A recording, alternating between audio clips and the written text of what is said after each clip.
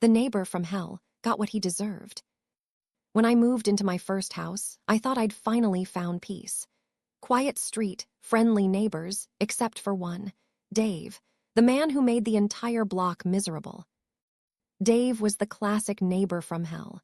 He blasted music at 2 a.m., parked his truck across other people's driveways, and left his trash spilling onto the street.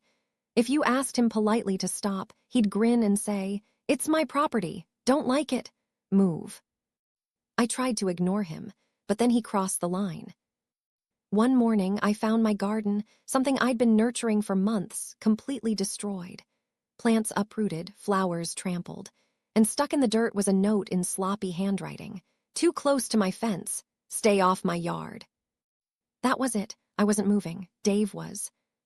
I started quietly, filing noise complaints, reporting his illegal parking, documenting every violation.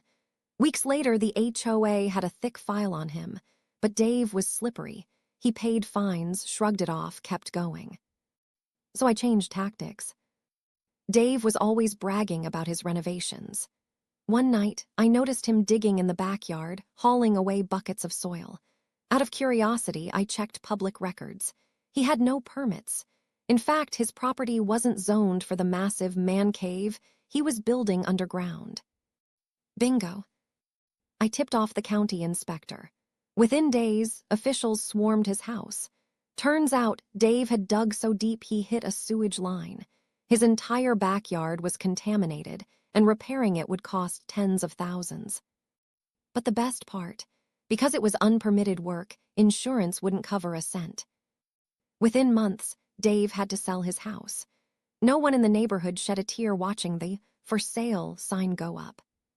The new neighbors, lovely people, quiet, friendly, respectful.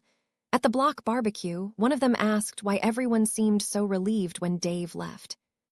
I raised my glass and simply said, "Let's just say karma finally moved him out."